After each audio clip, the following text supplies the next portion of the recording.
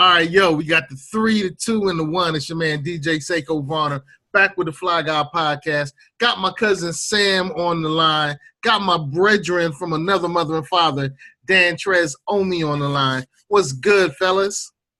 It's good. Can't complain. All right. I'm here on time. Yo, so a second ago, just before we started, we said we're not going to talk about Kanye West. We're going to talk about Bill Cosby. And then you bring up mental health. So, all right. So what's your take with Kanye and mental health? And then Danny said, I got the biggest. Go ahead. What were you saying, man? No, because Danny was about ready to start. I just made a statement about mental health in our community. A lot of times I feel in our communities, we don't sometimes, well, in our community, we don't deal with mental health. Or we'll be like, we can just pray it away. We don't sometimes face these issues. And we know what happens when we don't face issues. They fester, they come out in different ways. So that's kind of what I was thinking about, especially like with Kanye and all the stuff that he's been saying. Is a prime example of when you don't have community and you don't have, I feel, coping mechanisms to deal with tragedy, because not everyone deals with everything the same way. So I feel like whatever has happened to him in his personal life, it's affected his mental state. And he's, it is what it is. But Dan was about to go, so I know Dan needs at least a good 12 minutes. All right, Dan. I started the comment. I'm going to say 3 things. Yeah, I'm going to say 3 things. I think we should have this podcast. You should have like a couple of segments on mental health. I sincerely believe that. That's the first thing I'm going to say. Number 2, I think we should be careful on blaming the things that he said on mental health, right? And I'm not saying he doesn't suffer from mental health issues. It's clear that the brother, he does need support from somebody. And I think that that's something that we should discuss, right? Like, I don't think, because a lot of people are blaming it on his mental health, but a lot of stuff that he says, there are a lot of people that agree with him on that. And a lot of people that kind of said the same thing. And then, if we're going to go there, if we're going to, because if we're going to say he's having mental health issues when it comes to the stuff with Trump, then we got to say the same thing about Jim Brown. We got to say the same thing about Steve Harvey. These are all notable blacks, black African Americans who've come out in support of Trump. So we can go there, right?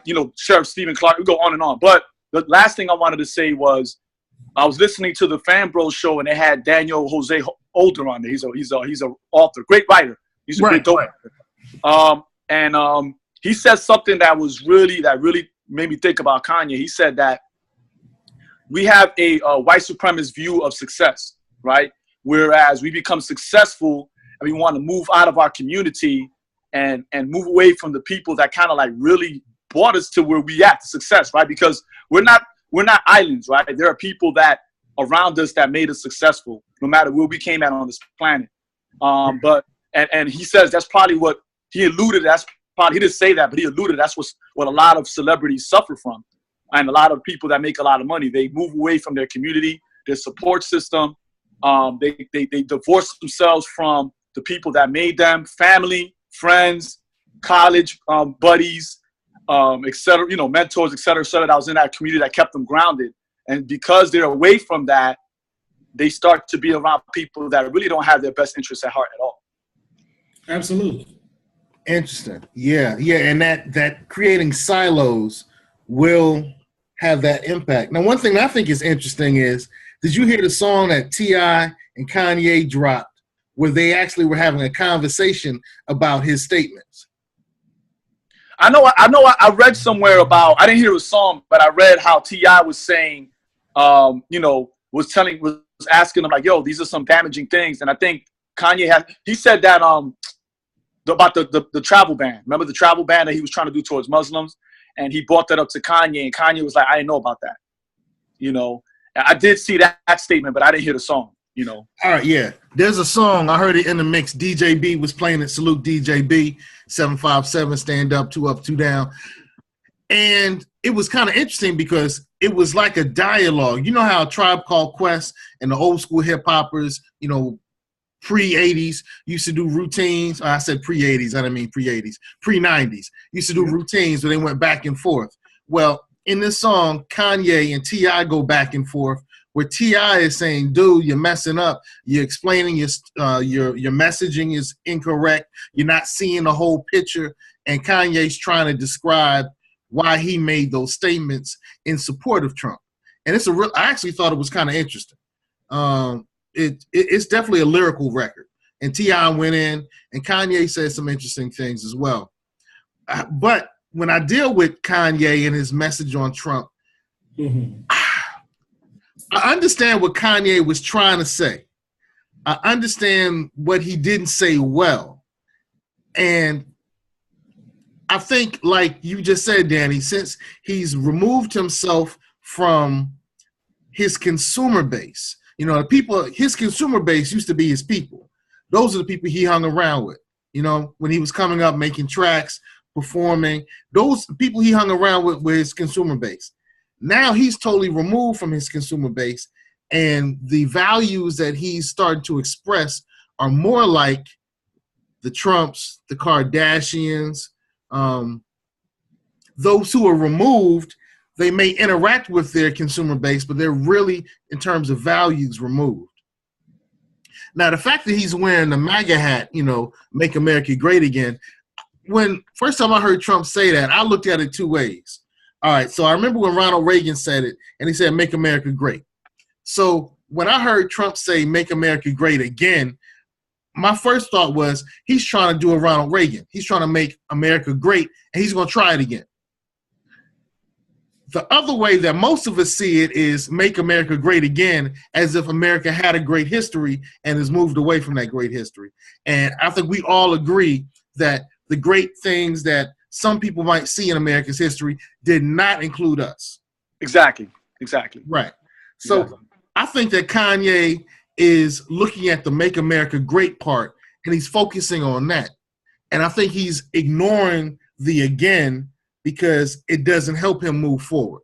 And I don't think he did a good job of explaining that, and I may not either. So yeah, I'm gonna say you did not. I don't think we can. We can say that Kanye's tripping. We can say that Kanye's removed from his community, but we cannot defend his statements. There's no way we can try to use arithmetic and algebra to, you see what I'm saying? And we got to be real careful. I get it. When he first came out, I remember Mos Def saying specifically, Yasin Bey saying specifically, he's gonna save hip hop. I remember that. I remember that. I remember he did that song, and then Tyler Quilly was like, "Yeah, let's bring Lauren back." Like, I remember all these people, these legends who were like, Kanye's the next best thing, right? Right. And we want, so we want to say we should try to figure out what he was trying to say, but he's not trying to be, deep. He's not trying to do none of that. You know what I'm saying? He's trying to act like he's deep, calling himself a free thinker, but he's not. And I don't think nobody should defend what he got to say. Quite honestly, he's always done stuff like this, these kind of stunts, and that's what you expect from Kanye. So I don't know why everybody's tripping. And I think a lot of it is just that we remember this old Kanye. What we should be saying is make Kanye great again. That's what we need to be saying, right? And somebody had a shirt like that said make Kanye great again. I think it was Macy Gray. It was Macy Gray that had that hat. And I think, that's what we're looking for. And we need to stop trying to defend them. We need to try to stop saying, we need to just say, like people say during the racial draft, we need to go ahead and trade them off, Yeah. All right. So, Kanye, you just lost your card, bro. But we should talk about mental health. I think that's a discussion that we should have. Like, I think actually what I think we should do is I think we should sit down, maybe email each other and discuss like a different topic, make it part of a segment, and we discuss it. If we have to bring somebody else in, I really think that it needs to be done. It's too important in our communities, We just talk, keep on keeping on. We're just talking, keep moving forward, keep moving forward, keep moving forward. And we do that. And I think part of that has made us Black people strong in the essence of no matter what's thrown at us, we keep moving forward. But you got to take a moment at some point and deal with things as they occur. And I think that we have to talk about this. And as far as Kanye, I think another problem is, especially with, I do believe that Kanye does have some form of mental illness. But what I also feel is that a lot of times when Black people get money and get white famous or whatever, like we said, you're disconnected from everything that made you you. You're now something else. Now you have access to shit you ain't had before. You've had more money now than you've ever had. You taking care of everybody. You doing all this stuff. And for a lot of us, I think that once you separate yourself from the foundation and base of who you are, you become something else. And I think a lot of Black celebrities who are famous and who are wealthy, have a lot of money, I'm not going to say all, but I think some see themselves as white people. All right, then what's your definition of white people then? I would say my definition of white people is, as far as when they see themselves in society, they have privilege to a certain degree. Can they get, experience racism and prejudice? They Black, absolutely. But the amount of privilege that they have compared to the rest of us, it's not the same. You're right. Yep, you're right. You're right. Yeah. He's right. Yeah. All right, so you're pretty much saying their wealth buys them a privilege that the African, the normal African, just doesn't get. Exactly. Yep. The thing is now, like Dave Chappelle, I didn't watch his comedy special. I was meaning to, but he made a point. He's like, Trump isn't Trump is for us rich people. I saw that. It was, and I'm like, you're right. Because at the end of the day, rich people want to deal with other rich people. They looking, I got money, you got money, let's make more money. You're going to be treated differently when you have a certain status, especially in this country and others as well. The more money you have, the more you're able to do, the more you have access to stuff, and the more people treat you differently. And you see that as being white? I don't know if you could say maybe not being white, but I'll say this, it gives you a certain level of privilege. You're not treated like the average Black dude. You're not. Yeah, I agree with you on that. Although I haven't had the experience of having millions and having that privilege. Right.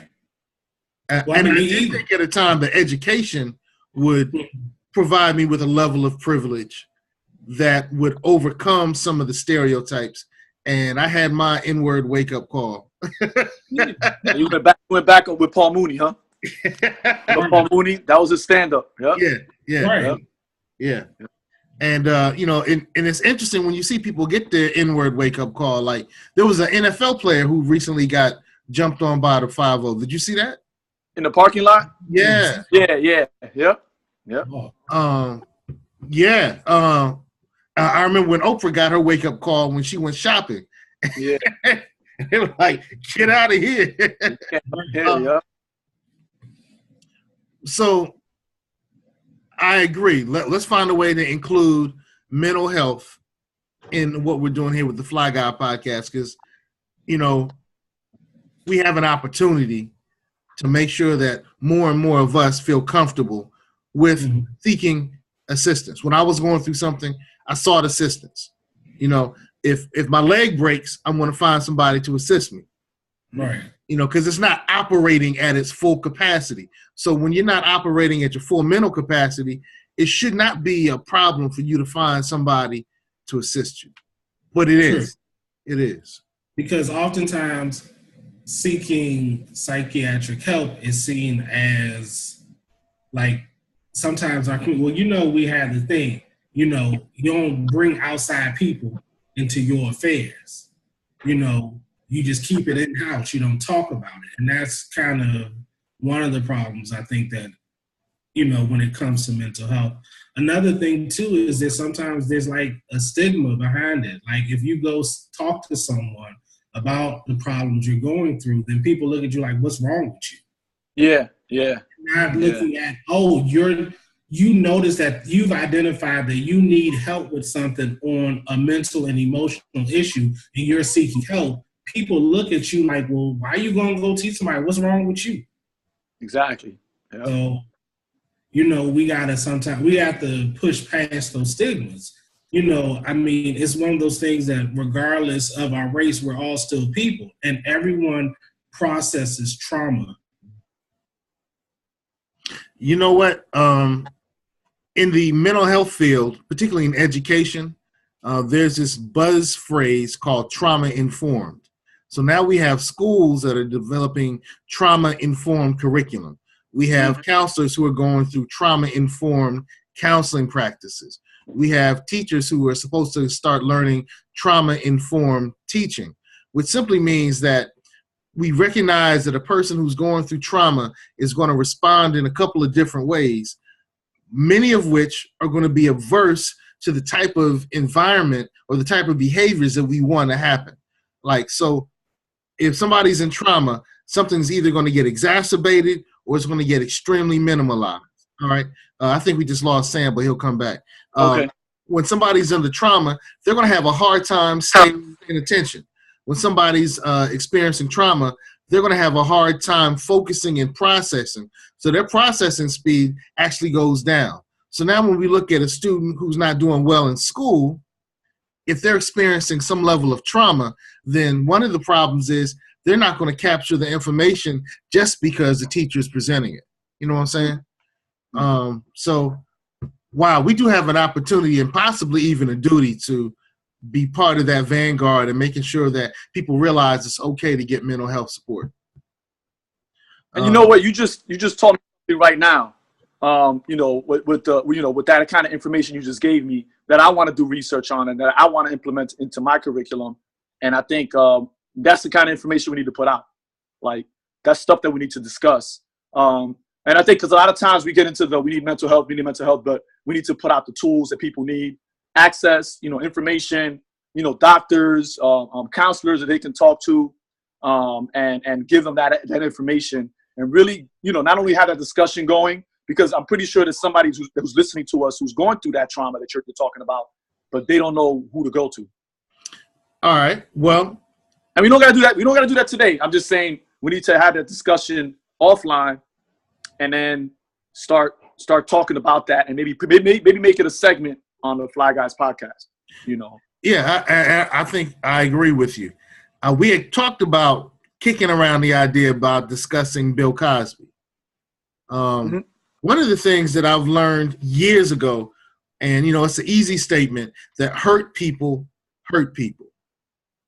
All right. So when we look at Cosby's situation, are we looking at a situation of a hurt person continuing to share hurt in a maladaptive way? When we look at R. Kelly's situation, are we looking at the same thing? It's incredible to me that in some ways, oh man, I guess I'm having a hard time with the whole situation. So let's go back. You sent me let me say this. Let me say this about Bill Cosby. All right. And I'm gonna tell you, and I could be dead wrong about this. Okay. It seems like Bill Cosby had a fetish for a fetish for having sex with unconscious women. And what happened is he was somebody that was in a powerful position to take advantage of women and drug them while having sex with them. And that's a problem. That's a problem. And that's what I believe. I don't think he went through any sort of trauma that caused him to do that. I sincerely believe he had a fetish for it, right? And he just used his power and his influence to take advantage of these women and cover it up. That's what I sincerely believe. Okay. And I would say, and I'm not psychoanalyzing Dr. Cosby at all, I would say that somebody who goes through trauma, the response to trauma can be addiction. The response to trauma can be having a psychiatric breakdown, but it also can be when somebody starts developing a tic. That person can start developing What's something when you use the term fetish as a result of a trauma, somebody can develop a fetish, or a person that has that behavior, and I can't think right now, they have that behavior where they do things repeatedly over and over and over. Help me out with the term there.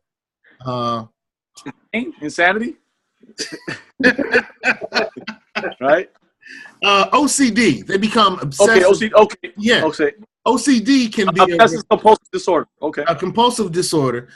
What I'm saying is, as a result of trauma, somebody can develop a disorder, and there are multiple disorders that they can develop.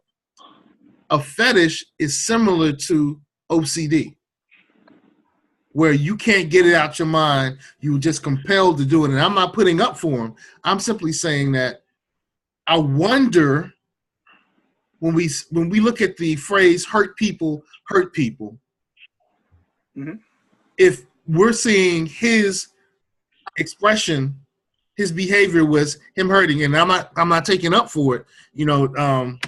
If he drugged those ladies, and well, right now he's been convicted of it. So he drugged those ladies based on the conviction, and had sex with them based on the conviction. And he needs to pay based on the laws.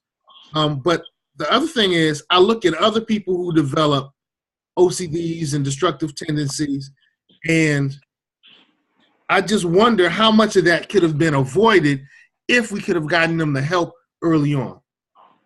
So you're saying, and you know what? I want to, and this goes kind of back to what I was saying about Kanye. Like, what bothers me the most is that, and I'm not saying you're doing this, Sekou. What bothers me the most is when somebody does something heinous, particularly with white folks, when they do something heinous, they want to say it's a mental health issue.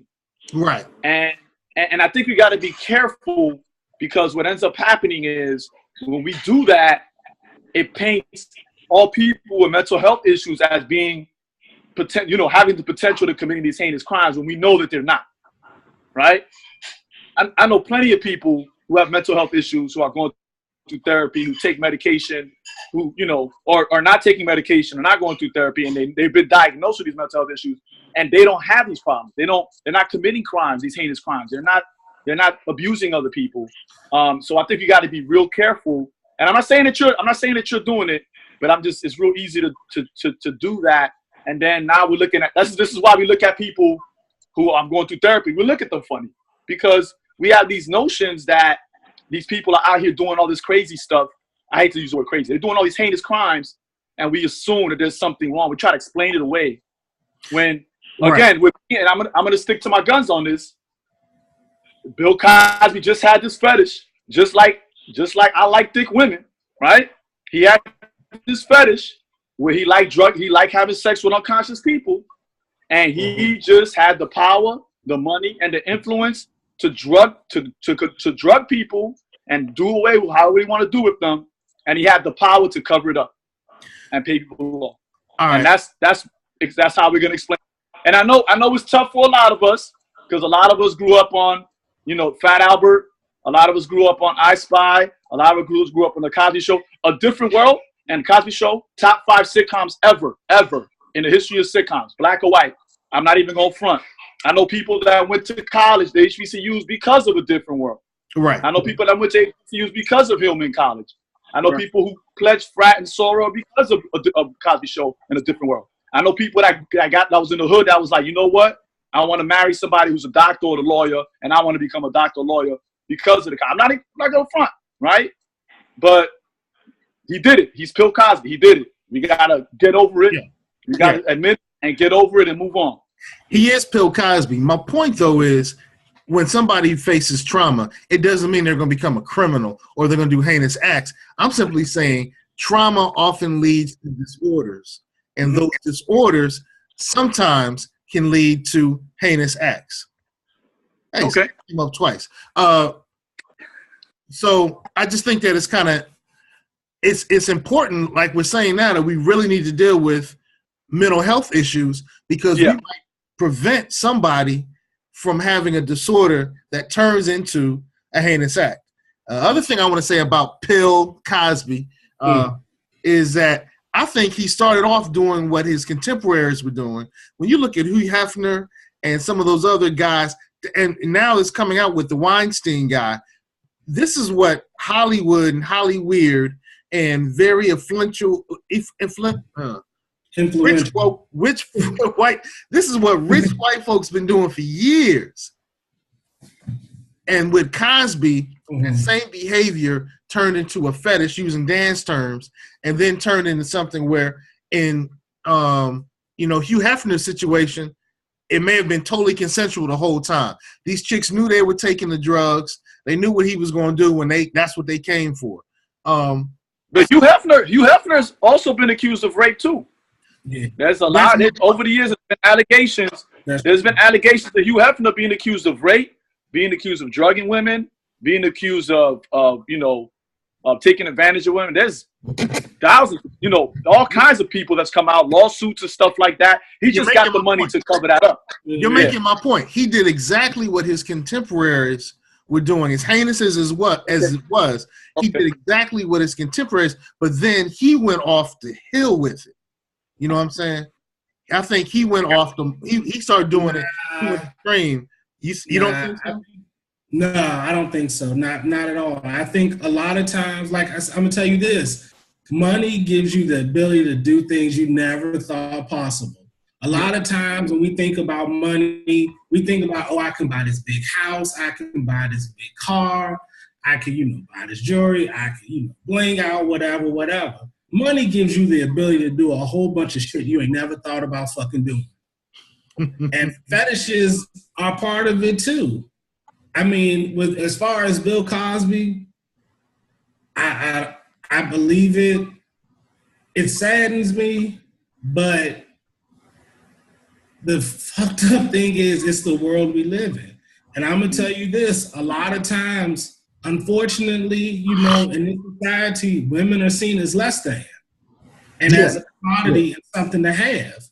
And I know some of them may have known that he had that fetish. A lot of times, having a fetish and having mental illness are two different things. We still don't understand why certain things turn us on that do nothing for somebody else. Yeah. I think as far as with Bill Cosby and Hugh Hefner and all of them, dudes had some serious money. And at the end of the day, you could be the ugliest, funniest looking motherfucker there is. But if you got money, it opens a lot of doors for you. And it opens it helps you get a lot of ass. And on a sexual note, I think a lot of times people are more freakier than they're willing to admit. And they don't share everything that they like.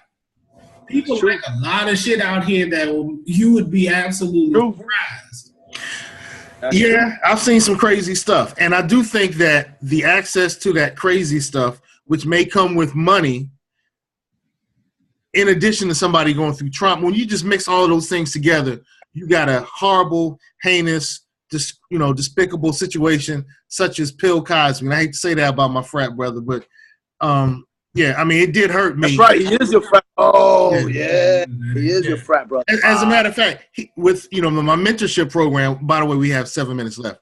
With my mentorship program, this went quick. With my mentorship program, Bill Cosby was one of our icons.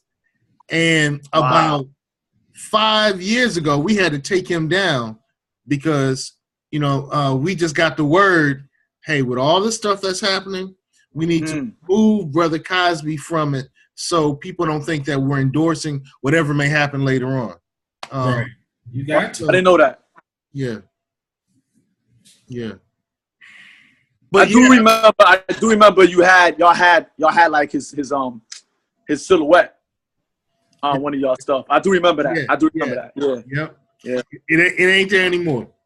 and look, like I said in my podcast, his book on fatherhood, I own a copy, and I swore by it. I swore by it. I swore by that book. So I understand. I understand why people go out and defend them. I get it. Yeah. I mean, the thing is, what we got to understand is that we as human beings are multifaceted, and so. Oh, did you say faceted? Yeah, or I don't know if I said that. Fuck it. You're not gonna say it fucking mess with me. He got off the air when he got to the drink. Right? Well, yeah, my fucking internet connection, but hey, you know I slur all the time, so I'm the wrong person to joke on that. But multifaceted, okay. Multifaceted. You know what I'm trying to say, damn it. You know what I'm trying to say. We are so. It ain't cool. That was tripping. I was gonna keep going. We are so. We are so complex, and the thing is, when people experience us, they experience us in different levels and in different ways. And so, the way one person experienced Bill Cosby is not another person's experience or another person's experience. And True. so you can read his book, it can help you as a parent, but if you were one of the women who dealt with him on that level, your experience with him is going to be completely different. Yeah. Now, I do want to salute Dan Trez for highlighting the well, there used to be this talk about the reason that these things were happening to Bill Cosby dealt with his attempts to take over NBC. And I want to say in your podcast, you did an excellent job sharing the information on that. Now, I don't necessarily think that he didn't face consequences for publicly saying that he was going after NBC. I think actually that's why his son was killed personally. But you gave some really great information, so I want to salute you on that, bro. Oh, thank you, man. Did that? Yeah, you did. So I guess we're gonna have to make the hashtag "Make Kanye Great Again." Hey man, we got 5 minutes left. What do you think about the mute R. Kelly deal? All for it. Also, real quick, this weekend for Mother's Day, the hashtag Free Black Mamas. Please support that hashtag. Please hashtag out the End Bailout and Black Lives Matter. They do this campaign. This is the second time they're doing it for Mother's Day, where they're raising money to free mothers that are in jail and they can't afford bail to come out so they can spend time with their kids. So, yeah, Free Black Mama. And yes, and they do it for Father's Day too. So, but Free Black Mamas hashtag. And yeah, mute R. Kelly hashtag all the way. And yes, it is started by black women. Because your boy Tariq Nassim was it started by black women, and on the board of directors are 3 black men. So just to put that out there. So yep. Yeah, I'm all for it. Yeah, that one is hurting me because I was DJing the other day and I was like, okay, Step in the Name of Love. I'm about to, man, should I play that? And I had to sit there I almost let the record run out. While I was sitting there, I was debating with myself, well, it's just a song. Nah, that's going to support it, man. So I really had, at the end of the day, I didn't play the song. It didn't change the party. This party was still turned. So, yeah, I guess I support it as well. As much as I love his music, man. As much as I love his music. And it's sad that a lot of our geniuses do some really screwed up stuff, man. Yeah, I mean, well, creativity and madness, they kind of all the same. And add money into that, yeah, it's just. And Malcolm Gladwell on Deezus and Merle's show, shout out to Deezus and Merle, he talked about that. He said he didn't want none of his kids to be geniuses. He said because what ends up happening is they focus on that one aspect of what they're doing and they neglect everything else. Yeah. So, and I was just like, wow, that's a good point. Huh. That's interesting. Well, salute Malcolm Gladwell. He's always dropping some good stuff, man. Indeed. Yeah. All right, so it's mute R. Kelly. It's what is it? F Bill Cosby? I can't remember what the hashtag is. Well, Free Black Mamas. Hashtag Free Black Mamas. Okay, yeah, we'll keep it positive. Hashtag Free Black Mamas. Hey, everybody give your moms hugs for Mother's Day. True indeed, and Wakanda forever, of course. Yeah. Yo, we got 2 minutes left, man. Why don't we give everybody a deeper chance to get to know each one of you? So, me, conscious, conservative, Christian based. I'm a mess. That's my positioning. Conscious, Christian, conservative, Christian based. Conscious, conservative, Christian based. That's my stuff. What are you, Sam? Me, I am your neighborhood kind of well-balanced, sarcastic, funny, but fun-loving person. So you're going to get some wisdom, you're going to get something funny, and you're going to get a whole lot of sarcasm. Got you. All right, and Mr. Progressive. I'm gonna take it from Jesus and Murrow. Dan Trezomi, aka Pretty Flaco, aka Que Lo Que, aka Trez Khalifa. That's what you're gonna get from me. So check me out on Twitter at Dan Trezomi. Yep. All right. On your Twitters, you say what is something about Afro futurist? Latino b-boy. Actually, is underwear model too. I'm trying to get a Calvin Klein deal to be an underwear model, man. So I'm trying to get that on. So okay. So it says underwear model, Afro Latino b-boy, feminist, and writer and podcaster. Yep. All right, good stuff. And what's the name of your podcast? Where my killer tape at? Got you. And Sam, where can they catch you online? I'm on Instagram, Sam's Corner 2018. The same for Twitter. That's what's up. Your man DJ Seiko Varner, hashtag DJ Seiko Varner, at Grandpa Crunk. I'll tell that story a little later. Hey, fellas, this was a great one. I enjoyed this one. So hashtag free black mamas. All right? And everybody kiss and hug your mama. All right? Stay fly. Peace. Peace.